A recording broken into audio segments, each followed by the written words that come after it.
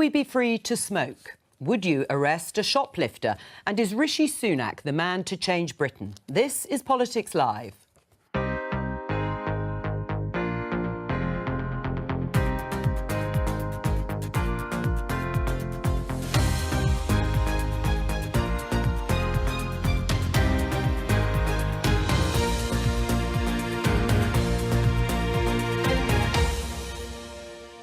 With me today, Conservative peer and former Health Minister James Bethell, Labour MP Rushanara Ali, former Conservative Special Advisor Charlie Rowley and Politics Home reporter Nadine Batchelor-Hunt. On today's programme, can Rishi Sunak actually win? He cast himself as the candidate of change, so will the public buy it? The Prime Minister also wants to end smoking. This man is pleased. Very large numbers of people living in the UK today will have illness, disability for many years and die because of smoking.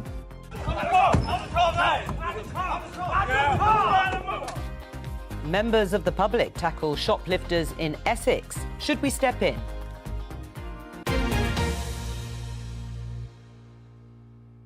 So, end of Conservative Party conference yesterday, ending, of course, with the Prime Minister Rishi Sunak's speech to the conference hall. Let's have a look at a spread of the front pages and their reactions. The Times, first of all. Son of a pharmacist casts himself as Thatcher's heir. This was the front page of the Telegraph. Huge decisions to change Britain, including the one on smoking. The Daily Express, game changer, Rishi's radical policy blitz to fix Britain. The Metro had this on the front page, I'm on track for victory, says Rishi. And The Guardian, Sunak ignites Tory civil war after declaring he is change candidate. And that's what we're going to talk about to open the programme. My question to you, James Bethell, first of all, is who is going to be the real change candidate at the next general election? Will it be Rishi Sunak or Keir Starmer? Well, Rishi desperately wants to be that person. That's what this was all about. Will his party let him? That's the question. And what this conference was about was trying to coalesce his party around a proposition that makes him look a bit different to those that have gone before. Were you convinced? I think he took concrete steps, yes. But it is unbelievably challenging in his position. Rushanara, what do you think? Who is going to be the real change candidate? Is it Rishi Sunak, as he tried to say in the way James Bethell has set out, or Keir Starmer, the leader of the Labour Party? Well, how can Rishi Sunak be the change candidate when he's the fifth Tory Prime Minister with 13 years of Tory government? He was the Chancellor. He's been in government under the previous Prime Ministers. He has presided over record waiting lists, 7 million people waiting for treatment. 121,000 people have died waiting for treatment. This is the legacy of the Conservative Party. We've got absolute chaos in the country. This is appalling. And what we have is an attempt to fool the British public into thinking he is different, but he is part of that lost generation for the country, 13 years, where what we've got is living standards declining, people's mortgages going through the roof, the economy being crashed by his predecessor. You'll have time to do the track record on the Conservative government. Charlie, do you think it's Rishi Sunak or Keir Starmer as the candidate for change? I think it's got to be Rishi because he is the candidate who, over the last few years, we've seen political turbulence, we've seen economic uncertainty. He has brought stability to the political setting in this country. He's brought stability to the economy. He's the one that is setting out the long-term decisions for the country. That's what this conference was all about. It wasn't a conference packed with policy announcements, but we've got a sense of what this man's about. He's had a year in office. And he's tackling the long-term decisions that the country faces, dealing with things like HS2, overfunded, costly, dealing with things like our education system. And we'll see, I think, in the run-up to the next general election, many more policies being announced in due course. Nadine, is it Rishi Sunak or is it Keir Starmer, who I suppose his critics would say is sticking broadly to Conservative plans, certainly on tax and spend? I mean, you know, to communicate to the public that he's a change candidate when he has been Prime Minister for, you know, almost a year now. He served in the Cabinet since early 2020. He's a very familiar face. It's going to be very difficult for him to divorce himself from the legacy of the last few years. And of course, the public are aware that the Conservatives have been in power now for 13 years. So, you know, the idea that he's a change candidate on that backdrop, I think, is going to be quite difficult to convince the public of. That said, Keir Starmer is struggling to cut through with the public as that kind of, you know, offering a voice for change, offering a vision. I think Labour Conference will be the opportunity for Starmer to say, you know, this is what Labour would do and this is how it would change things. But I think, you know, communication-wise, it's always going to be difficult for a person whose party's been in for 13 years to paint themselves as the change candidate. Well, the big decision that was confirmed in the speech was the fact that the government, Rishi Sunak, is cancelling the leg of HS2 high-speed rail from Birmingham to Manchester. He said it was a difficult decision, but it was the right one because the facts have changed. The Shadow Chancellor, Rachel Reeves for Labour, tweeted this to Jeremy Hunt, the Chancellor, referring to something that he himself tweeted in 2020. He said, "No HS2 equals no ambition for our country. Just when the whole world is looking at us, now is a time to be ambitious. Hashtag great decision." He replied in kind to Rachel Reeves by saying this to her. "Yes, it's going well, thank you.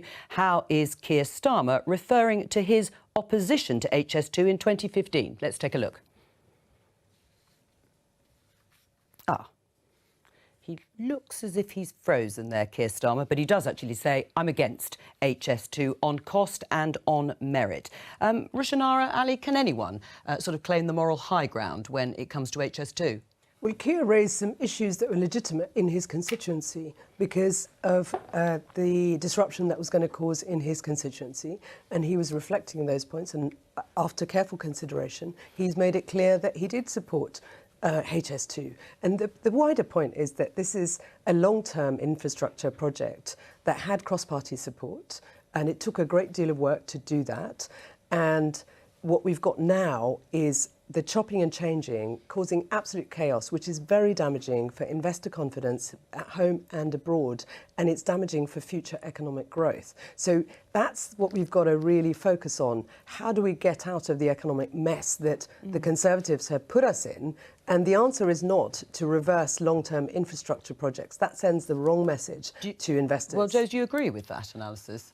No, I don't. I'm afraid that the kind of parochial opposition that we saw from Keir, and we also saw from Chiltern's MPs, Conservative MPs, all the way along the line, MPs and local authorities have made it incredibly difficult for this infrastructure to be built. They've therefore had to gold plate the engineering, and the cost has spiralled out of control. That political interference has cost us this project. And I am hugely regretful that we aren't capable in this country of overcoming political interference in order to build out affordable infrastructure. I mean, who is culpable? Because Rishi Sunak, Charlie, said in his speech that they will make people accountable for the mismanagement. And the people accountable, of course, are Conservative politicians, 5 prime ministers and 7 transport secretaries. Well, I think I agree with Rushanara. You know, it got cross-party support. It's been a very, very difficult project to get through. And look, on a personal level, I think if everybody was open about it on a personal level, I think everybody would want to see the project developed. But you've got to balance that international inward investment that Rushanara was talking about, but also being fair to the taxpayer and the people that have mismanaged this project. I mean, if it was still at 30 billion, which was the original estimate, I think we'd be going hell for leather for it. But I think the fact that it is now ballooned to over 100 billion is totally unacceptable, and it's totally unfair to people in the north as well as the south, UK taxpayers that have to wake up day after day to headline after headline about a HS2 project that has been mismanaged by those on the ground. So I think it is perfectly legitimate and right in a sense then to say this cannot go on, this cannot continue. I'm taking a tough, bold decision as the Prime Minister to make sure that actually the money that is allocated, or the money that we do have, can be better spent on other road and rail projects all across the country. The question, Charlie, is who was responsible for oversight of the management of the project? 7 chancellors, 5 prime ministers, countless transport secretaries. Where were they to oversee the costs and make sure that the mismanagement didn't happen? Surely that is the job of any government. The government has been irresponsible. They have been asleep at the wheel, which is why this is a mess now. And it gets worse. And we both agree that it's bad for investment, bad for confidence, and bad for the future of our country and our economy. And this announcement just adds further chaos. Well, do you think Labour should continue with HS2? If you win the election next year, should you continue with that northern leg? Well, what we have to do is look at what the costs are going to be. We're going to have to assess. Genuinely, we're going to have to look at what we inherit if we're in government, if we're fortunate enough to be in government, and make a series of judgment calls based on that. That would be the responsible thing to do, because what we've got is chopping and changing, and it's extremely damaging. So we're not going to be able to make that commitment until we've seen the books, seen what the numbers look like and what the costs are, because we've already got stories of ministers planning to sell off land and all sorts of changes, investors pulling away, businesses having to pull away. So we're going to have to look at that very carefully before we make a And it was a judgment classic call. long-term decision that Rishi Sunak kiboshed. Well, it's a decision and a project that started in 2009 under Lord Adonis in a Labour government. So there have been successive governments that have looked after this project, that have talked about it, that have developed it. But it is just, I think, where we are after COVID, after we've had the war in Ukraine, where there has been a cost of living crisis. You've got to look at these big infrastructure projects and big spending commitments. And if it's not delivering bang for your buck as a UK taxpayer, then you've got to take tough decisions. And that's what Rishi Sunak has done. What I would say is that there is, I think, an issue with a bit of short-termism in politics at the moment, where there is that kind of long-term investment that needs to be seen to kind of progress the country for economic growth for the future. I mean, I'm a Birmingham City fan, and there was a letter written from the new owners of Birmingham City saying, we're investing loads in this city at the moment, this is something that we're really passionate about, and HS2 was one of the reasons. And when I go home, and speak to people, they do say HS2 is a huge thing for us because it's going to put us on the map, with a second city, and we don't get that recognition. So, and as you've pointed out, it's not just it's not the first project, pushing back net zero, to the car decarbonisation of cars. Yeah. That's also had a huge impact on business, and I've spoken to stakeholders about that, and they're also concerned. So I think it does feed into a broader issue of investors are trying to be confident in investing in the UK, and if you're reversing all of these projects, it is damaging for long-term growth. Well, let's have a look at some other parts of Rishi Sunak's speech. It was a long speech, nearly an hour, and yes, there were some announcements, as Charlie said, perhaps not as many as we were expecting. But this got the biggest cheer, actually, throughout the speech. Let's have a listen. Patients should know when hospitals are talking about men or women. And we shouldn't get bullied.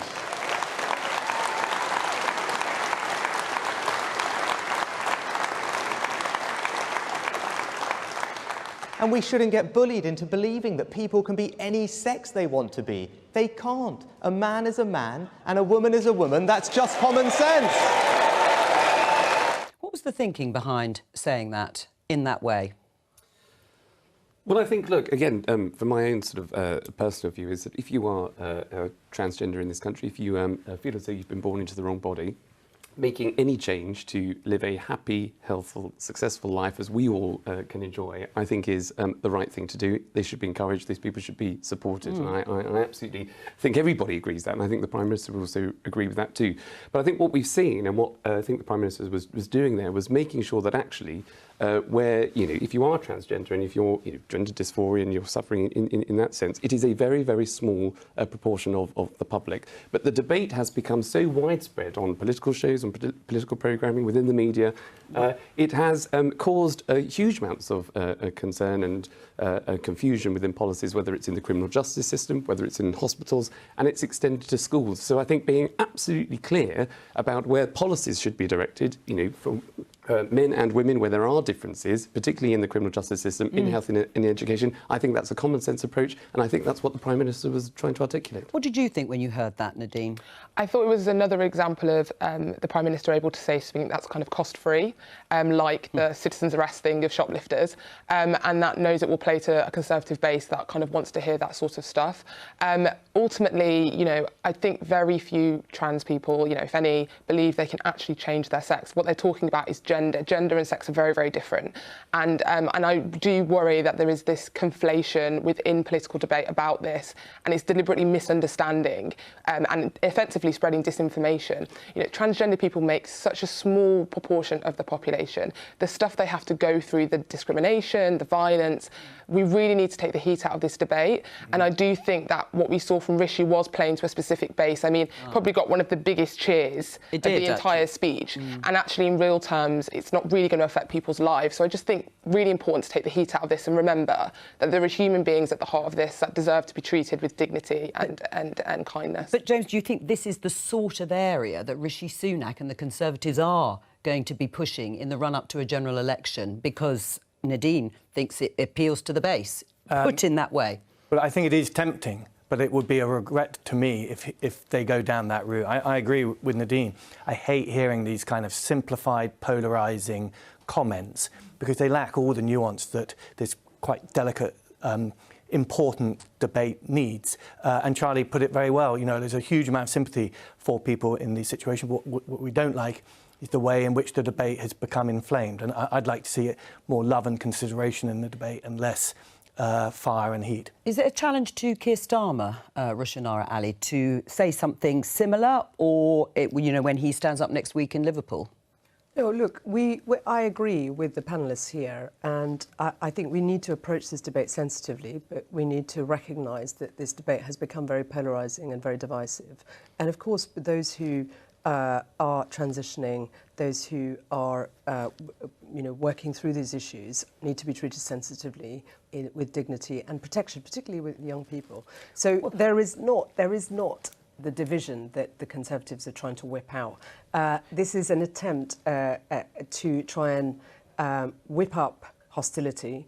What we hear on the doorstep. Well, what should Keir Starmer say then? What should Keir Starmer say if he is going to respond, or will he just ignore? He's made his position very clear, and what we've got to focus on now is the issues that are affecting people on the doorstep. I don't, when we're knocking on doors, people are talking about cost of living, NHS, waiting lists, mortgages. Those are the things that. But it's interesting it got such a big cheer then. Why? I mean, and I think I think part of that reason is because yes, it is minority of the population that we've talked about, but it does have the way in which the story is reported at times. It does have a serious impact on women, and there are lots of concerns I've heard in focus groups from women that say they're worried about their sort of single-sex bases and things like that. So it is something that does come up and could be politically appealing to what women want to see is rape convictions tackled, because there are serious issues affecting women in our country that this government has failed to address, whether it's health inequality, maternity services. I mean, it is staggering what's happening in terms of the number of deaths per week among women. There are huge safety issues. So if the government is serious about tackling these issues, they need to focus on the real issues that affect men and women, but particularly women. James? I also think with the culture stuff as well, we saw it with some things about 15-minute cities or whatever, this meat tax. It's all part, I think, of a kind of culture warring thing, and we know that the Conservative base does like that sort of stuff, does like rhetoric on that. But will it work? Will a focus on those sorts of issues work electorally? I think the climate around politics has become hypersensitised, but the positioning for Rishi is of being the grown-up in the room. And my advice to him would be, if that's the character you're trying to portray, don't fall for the simplistic conspiracy theories and stirring up trouble on the culture wars. What the British public really want are answers to the questions on cost of living, on the NHS, on these really big substantial issues, not on that fluff. I mean, just before we move on, it's true in the past that Keir Starmer, the Labour leader, has struggled to answer directly the question about who is a woman and who is a man. That's what the Conservatives would like you to believe. He's made it very clear. There is a difference between gender and sex. We introduced the equalities legislation. There are protections within the framework. Of course, that's being currently reviewed by the government. That needs to be done sensitively. What we've got is a situation where the government and ministers, and including the Prime Minister, have tried to whip up hysteria and division because it's what Lord Bethel's saying. They want to have an election over over these sorts of issues, as opposed to the issues that really are affecting people's lives. I have my constituents are concerned about the fact that schools are having to close because of the fact that the buildings aren't safe. 170 schools. So you see it as a distraction from those. There are serious issues that need to be dealt with sensitively and carefully, as other panellists have said, and we agree with that. But there are big issues affecting people's lives, people not being able to put food on the table, pay their mortgages, their kids going to school, not knowing whether they're going to be safe. We've had a school closure in my constituency with 1,500 kids that are having to be taught from home because the government hasn't got a grip on RAC. All right, well, dangerous. let's talk about something else that Rishi Sunak made quite a lot of, his personal story and career, becoming the first British Asian Prime Minister. Let's have a listen. Never let anyone tell you that this is a racist country. It is not. My story is a British story. A story about how a family can go from arriving here with little to Downing Street in 3 generations. What does the Conservative Party offer a family of immigrants? The chance to become Energy Secretary, Business Secretary, Home Secretary, Foreign Secretary, even the chance to become Prime Minister. I mean, Nadine, it is quite a compelling case, isn't it? Vision of diversity at the top of government within the Conservative Party. And I think it's something that Labour has struggled to kind of emulate. We haven't had an ethnic minority leader of Labour yet. We haven't even had a woman leader of Labour yet. So I think the Conservatives are ahead in that respect. But also, he's making a speech at party conference. He's obviously trying to send a specific message. If you get down into the kind of, the details on inequality in this country, over 50% of black kids in this country live in poverty. We know there are disparities in the criminal justice system. So the idea that, we're kind of an anti-racist utopia, I'm not saying that's what Rishi thinks, but there are those that do think that. I don't think we're there yet. But, it is a good place in many ways to be an ethnic minority, but we also have to be honest about some of the things that aren't so great if we're going to have progress and we're going to make this country the best it can be. I mean, it is difficult for Labour to paint that similar vision in terms of politics and at the top of government, isn't it? Look, we are the party of equality. We are the party that stood up for people. We established, it's the post-war Labour government that introduced education free at the point of delivery, healthcare, and so on, the springboard for enabling people from all communities to succeed and thrive. But that wasn't my question, Rishanara. It was a sort of who has a better story to tell, if you like, when it comes to the top of government. I'm not sort of disputing all those other things. But no, I mean, do you agree that Labour, despite the things that you said about being champions of equality, haven't got quite the same story? Look, we have, in the last century, Labour was in power only for 22 years.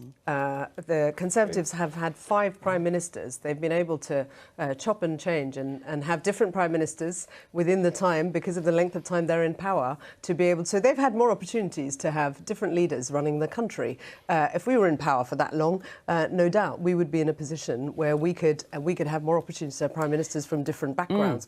Our party is, we have a record number of women and ethnic minorities. We are doing more to make sure that happens. This, it doesn't stop. You have to keep working at it. We are the party that introduced legislation, protections for minority, tackling discrimination. I mean, Josie, it's true. It's not just about who is sitting in those cabinet seats, is it? It's also what they do with those I would say positions. that I am very proud of the Conservative Party and how far it has come in my lifetime.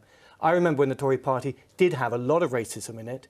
At one Conservative club I used to go to, it had "No black served at the bar" sign up on the wall, and that's in my living memory. That has completely changed, and there has been a project to make the Conservative Party a really inclusive organisation. And Rishi put it really well. He's nailed it. The Labour Party has not done the same thing within its organisation. Anti-Semitism under Jeremy Corbyn was a horrific episode for Labour. It made me ashamed to be part of the political culture of this country. We have and there's still a big question over Labour on that point. Right. I mean, but absolutely faced. And your London mayoral candidate accused Sadiq Khan of being, the Jewish community need to be fearful of Sadiq Khan. It is disgusting, and I hope that others, along with Nusrat Ghani, stand up to that kind of that kind of rhetoric, that kind of disinformation. As a Jewish That's person- playing politics with anti-Semitism. That's playing politics with the Jewish community. Well, I'll get a response on you. I'm Jewish myself, and I will say that I was very upset with the anti-Semitism in Labour, but also I would say there is an Islamophobia issue in the Conservative Party as well. Nazgani has been quite outspoken about that. So is Baroness Vorsi. So, I do worry that Jews and Muslims and ethnic minorities can sometimes be reduced into kind of political footballs in this kind of stuff. I don't think any political party is perfect on race, and I don't think that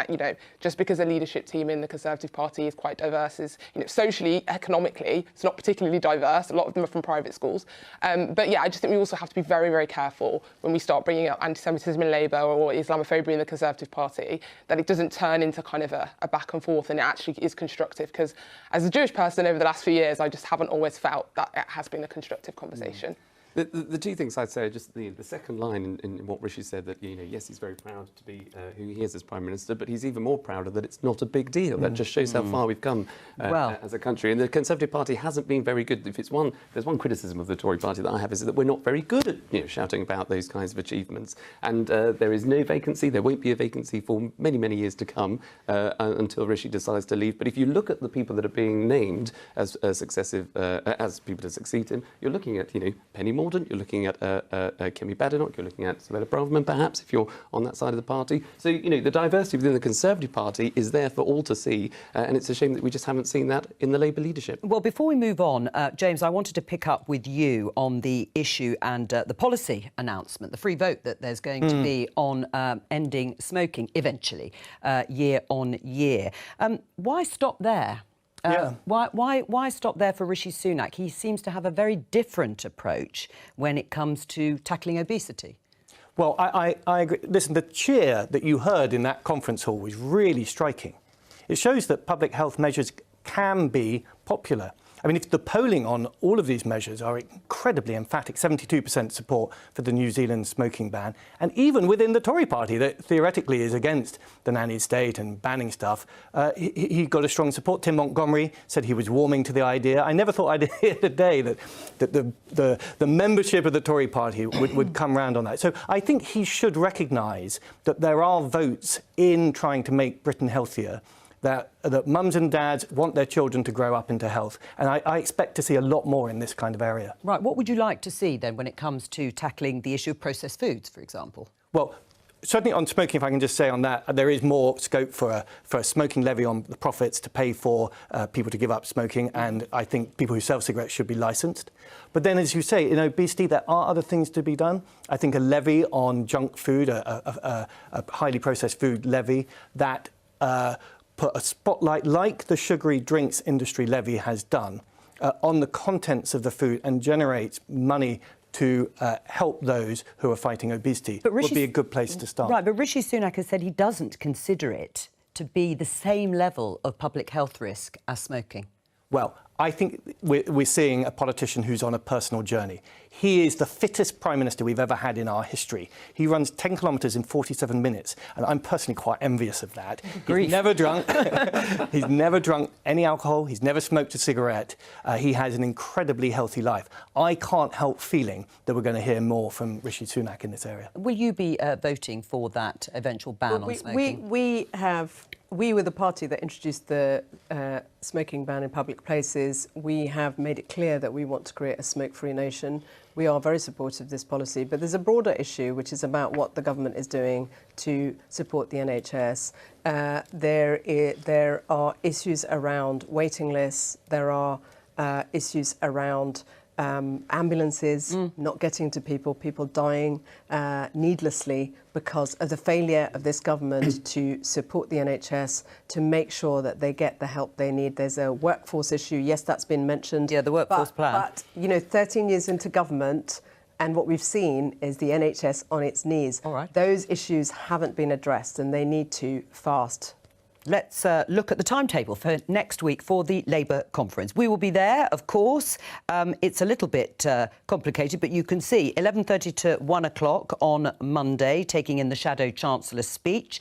Keir Starmer's speech, the Labour leader, is on Tuesday. We'll have two programmes you can see there. Wednesday will still be at conference, and Thursday back here in Westminster at 12:15 to 1 o'clock. So please make a note of all those timings. Now, let's talk about shoplifting. You saw in the headlines a video there of what happened in Waltham Abbey in Essex, where members of the public tried to stop two men shoplifting from Tesco. So the question is, should the public confront shoplifters?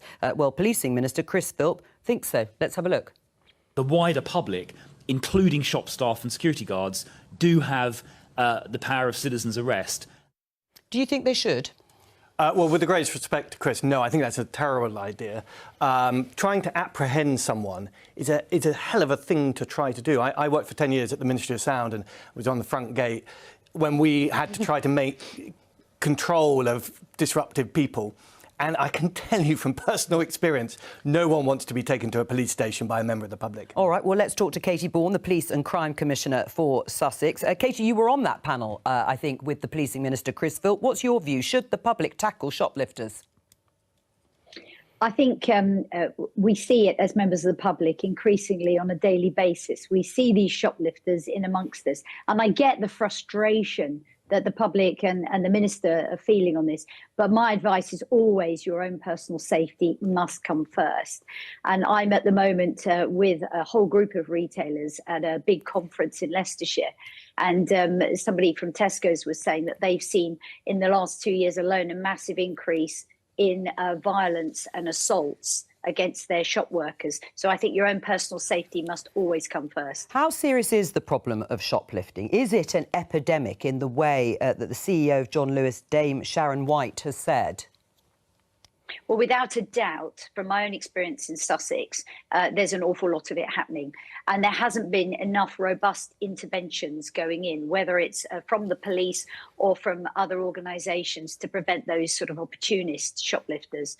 But now what we're seeing is the retailers coming together and saying enough is enough. And I'm working with a lot of them on this to look at some of the serious and organised criminality that's happening. But at a local level, what I really need is more retailers coming forwards to report this, because we're not seeing enough of it getting reported through to police in the first place. Right. I mean, reporting is one thing, but actually it seems to be happening on an almost daily basis on high streets across the country. You can understand when there aren't the police officers, as many retailers feel, that people will take matters into their own hands.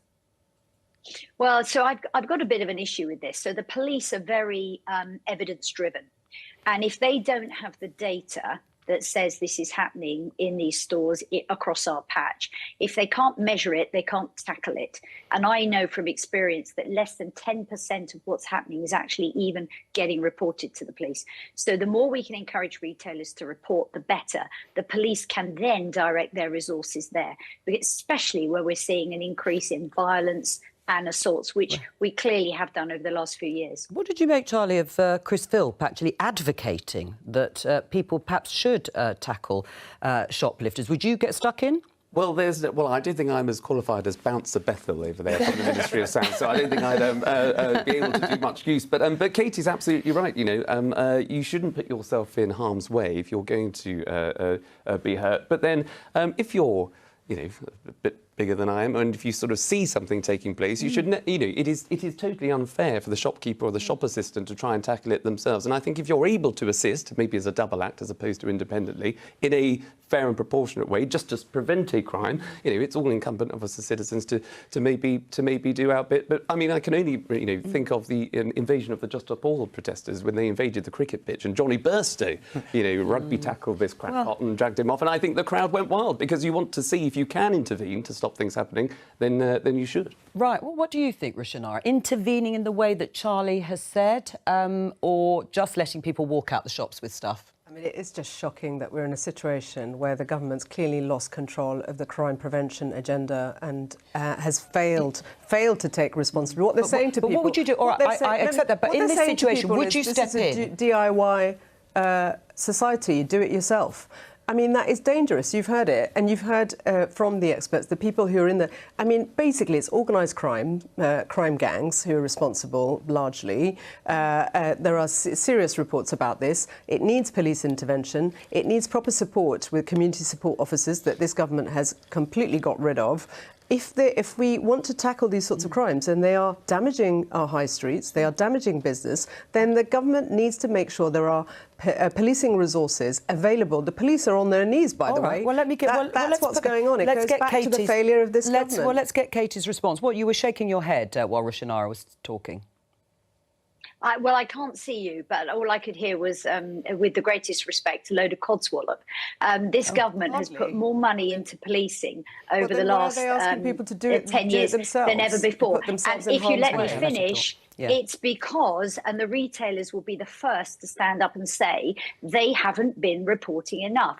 I am leading a big project called Pegasus with the top retailers across the country who are coming together with police. So we have a solution to tackle the serious criminality. At a local level, there's two different types. There's the opportunists who tend to be younger, and there are we need more robust interventions with those young people to stop them getting into crime in the first place. Plus, we've got the prolific offenders. And I know from working closely with my own chief constable in Sussex, you can tackle those prolific offenders. We've had some amazing successes. Rushanara? Well, I just think it's desperate, really. This is a government that's basically completely lost control of the crime agenda. They've damaged our public services. And the retailers themselves are saying this is not something they can fix. They need police and community support. No, you've said that, but I want to know what your personal response is. You heard Chris Philp. No, but you heard Chris Philp. You heard Chris Philp saying, actually, perhaps people should make citizens arrests, or the public arresting people, or intervening the way Charlie would. What would you do in that situation? If you watch someone pick something up and walk out the shop with it. Well, our response is that the public should not put themselves in harm's way, but we need to make sure there is a proper policing plan. We need to make sure that the actual safety of communities is provided through community safety officers, neighbourhood officers. We have made announcements on the thousands of additional officers that we will need, and that's costed. I mean, in a way, Rushanara's got a point. Rushanara's got a point, though, hasn't she, James Bethel? Perhaps people are getting so frustrated because they don't feel there is anybody there. I take the reporting point from Katie, but there isn't enough police resource to do it for them. I just distinguish between those feelings of frustration and the have-a-go hero desire to try to intervene and make a difference, and the practical realities of dragging someone to the ground and then trying to take them to a police station. That's a pretty difficult thing to do, and I just wouldn't recommend it to members of the public on the whole. If it is an epidemic, what's driving it? What's driving this huge increase, it seems, certainly from the examples that we hear from retailers? I mean, it's kind of basic sociology that if people are poorer, crime tends to increase, and we're seeing, the cost of living rising and poverty rising across the country. I've not done lots of studies into this, and I'm not a statistician or whatever, but it's not, for me, it's not a huge surprise that criminality maybe increases in terms of shoplifting. I mean, we've seen an increase in the stealing of baby formula and things like that. I read a story today, I think it was on Sky, about how baby formula banks are rationing now the amount they can give out because of a surge in demand. So when you're on a backdrop where people are quite poor, I'm not saying that's the case for, organised crime, but also organised crime does tend to thrive when things are quite difficult in a society. So I would say, it's coinciding with the cost of living crisis, and shoplifting, particularly if it's food, it's not a huge surprise. Katie, what do you say to that? Well, from my own experience and a lot of the research we've done, the prolific offenders who you see in the high streets who come back time and time again often have substance abuse issues driven by drugs, alcohol, or so on. And then the serious and organised criminality, that's the bit that's really hitting hard with the major retailers. That is organised crime gangs that are operating. Do you think cost of living has had an impact, Charlie? It might well have done, but that's no excuse. A crime is a crime. People are desperate. And there should always be support for people that are in that situation. And the best way that you can help people is obviously to get inflation down. That is the biggest tax, effectively, on people's cost of living at the minute. So that's why Rishi Sunak is committed to getting the economy growing for everybody, so they're not in that position. But coupled with the 20,000 police officers, there are more police on the streets. It is exactly as Katie was saying, the reporting of it. And it's not, I think in the extreme, if somebody they may be a bit younger, fancy sort of, taking something from a shop. I don't think it's necessarily sort of pinning them to the ground and dragging them to the police station. They might put it back, they might apologise, OK, you move on, but, don't do it again. But it's just making sure that, we can't just, ignore things that are happening in society. And if we can tackle it as a society together, then I don't think that's a bad thing. Katie, you're nodding there in agreement. So you would support the sort of approach that Charlie has outlined there? Because actually, a lot of people might be embarrassed and might just say, oh, all right, I'll put it back. At the end of the day, your own personal safety is paramount. So if you see this happening around you, as long as you're safe, if you feel there's something you can do, then great. At the very least, you can whip your phone out and photograph it and film it while it's happening, because that all builds an evidence base for people to use later on. But, we do have more police officers. We've got a much greater focus on local neighbourhood policing, and police and crime commissioners like me are really focused in this area. All right, Katie Bourne, thank you very much. The second module of the COVID inquiry is underway, and this is looking at the government's decision-making during the pandemic. The lead counsel, Hugo Keith KC, revealed WhatsApp messages between Boris Johnson, the then Prime Minister, Dominic Cummings, his Chief of Staff, and the then Health Secretary, Matt Hancock, portraying a depressing picture of a toxic atmosphere during the pandemic. Let's have a listen. A significant number of WhatsApp and diary entries refer to Mr. Hancock. It appears to be the case that the Prime Minister and a number of officials and advisers held him in low regard, in particular on account of an apparent tendency, to use their words, to get overexcited and then make stuff up. I mean, you worked with Matt Hancock, James, at the time. Did he make stuff up? No, that's not how he went about things. And I would point out that there is an operation to try to blame Matt Hancock for everything, and relying on the evidence of WhatsApps does not capture what went on in those days. Specifically, the relationship between Boris Johnson and Matt Hancock was extremely close. They spoke all the time, and I saw Boris Johnson trust his advice time and time again. But, why then did those WhatsApp messages sort of underline this feeling that actually Matt Hancock was held in low regard by Boris Johnson and Dominic Cummings? Now, we can put Dominic Cummings aside, perhaps, but Boris Johnson at the very least. Well, you're only seeing a few people's WhatsApp messages. You're not seeing everyone's. Dominic Cummings' WhatsApp messages feature very heavily in those reports, and he had a very strong view, which I think has prevailed in some of this reporting. Matt Hancock, as Secretary of State for Health, stepped into a very, very difficult situation and lent in really hard. I think that he took both the department and the NHS with him most of the way and had a huge amount of support. Downing Street was a complicated place to interact with, but that doesn't mean that they all got on badly. It really doesn't. No, I mean, Sir Patrick Vallance, it's his diary, he was the chief scientific advisor at the time, revealed that Boris Johnson's decision-making during the pandemic was described as bipolar and completely inconsistent. What do you make of that? Well, that's an observation that has been made by a number of people. Boris Johnson, as Prime Minister, had incredible political insight. It was amazing to work with him. He's very quick to understand things, but he did change his mind a lot. And I'm not the only person to have observed this point. He would make a decision early in the morning, change it in the late morning, and change it again in the afternoon. Would you characterise that as bipolar? I don't think calling people out for being bipolar or not is helpful or kind or reasonable. He certainly was up and down and had a tendency to change his mind on depending on who he had last spoken to. I mean, how helpful is this now at this stage, Nadine? Do you think people are still very much interested and want to know what happened in terms of decision-making at the time? I think one of the points of the inquiry is to make sure the country is prepared if we have another pandemic or when we have another pandemic. I mean, these things tend to happen, every 100, serious ones every 100 years or so. So I think the core of the inquiry is that. I also think there'll obviously be families who want answers. And I do think it's important for transparency and to learn from mistakes that, in a pandemic, it may not be a great idea for the Prime Minister to be changing their mind. And maybe the next pandemic we may have a Prime Minister that feels they should be more decisive, because we know in the past that wasn't a great approach to not be decisive.